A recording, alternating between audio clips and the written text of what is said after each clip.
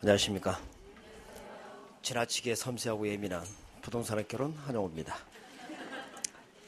자, 2주차 강의죠.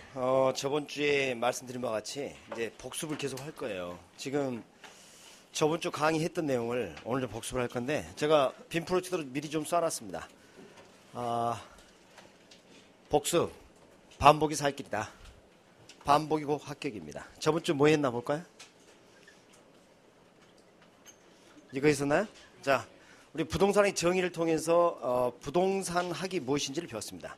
부동산학이란 부동산 활동의 능률화의 원리 및 그 응용 기술을 개척하는 종합 응용과학이다. 여기서 원리 그러면 이론을 말하죠. 그리고 뭐라 적혀있나요? 과학성. 이따가 볼 겁니다. 이것도. 그 다음에 응용 기술 그럼 뭐요? 실물을 말하고 기술성.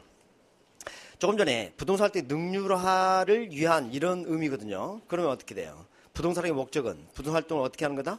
능률화하는 게 목적이다. 이렇게 볼 수 있습니다. 활동을 제가 세 가지 나눴습니다. 기본서에는 없지만 학자들이 이것을 언급을 하는 학자들이 좀 있어요. 그래서 출제 가능성이 전혀 없지 않기 때문에 정리를 해보면 소유 활동은 어떻게? 최유효용, 거래 활동은 거래 질서 확립, 그 다음에 행정 활동은 효율성과 형평성 추구의 조화.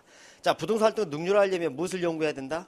부동산 활동과 부동산 현상을 연구해야 된다. 그랬었나요?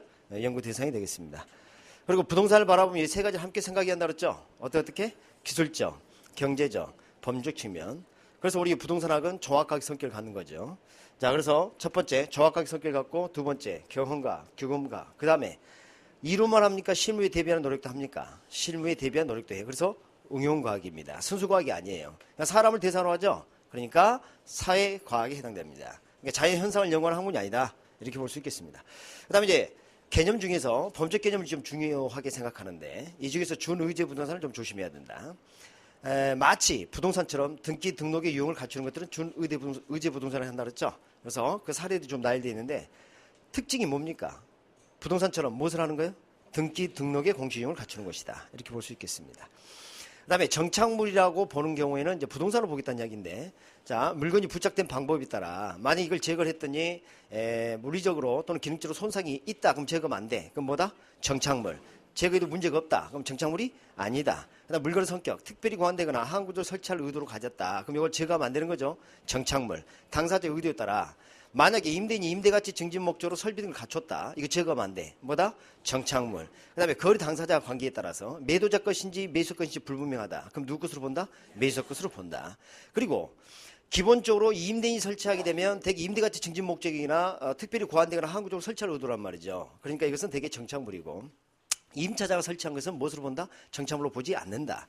부동산으로 보는 게 아니라 동산으로 보겠다는 이야기죠. 그 다음에 또 주의해야 될 게 우리가 토지를 팔게 되면 당연히 팔리는 것으로 보는 게 있습니다. 단연성 식물, 자연식생, 자연과실이라고 그러죠. 이것은 부동산 정착물, 다시 말하면 정착물로 보겠다는 얘기죠. 이 말들이 참 표현이 좋지 않다는 거죠. 부동산 정착물이라는 것은 부동산으로 보겠다는 얘기입니다. 그러나 농지 등을 팔게 되면 그 위에 있는 경작수확물, 벼라든지 옥수수 같은 것은 당연히 팔리는 게 아닙니다. 아시겠죠? 그러니까 이것은 동산 정착물, 동산으로 보겠다는 얘기죠. 그 다음에 이제 토지용어를 좀 배웠었는데 대라는 표현을 쓰게 되면 우리 측량 수로조사미의 지적이라는 법률상의 용어입니다. 그렇죠? 그래서 여기 보면 주거용지나 상업용지가 대에 해당되는 것이지 공장용지는 들어가지 않는다. 공장용지는 뭐라고 부른다? 따로? 장이라고 부르기 때문에 지목이 따로 있죠.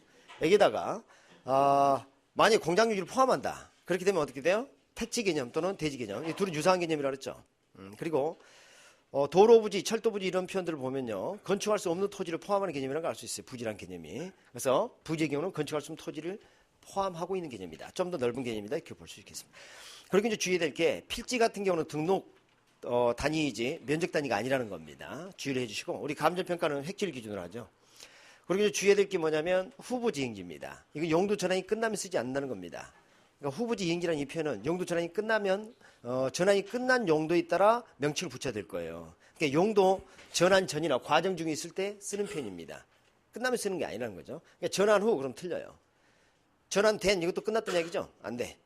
그래서 그런 부분을 주의해 주시고 둘 중에 후보지가 큰 변화를 의미합니다. 용도 지역 상호 간에 그렇죠? 큰 변화죠. 이행지는 용도 지역 내에서 작은 변화죠. 제가 2를 기억할 때 2, 머리에 살고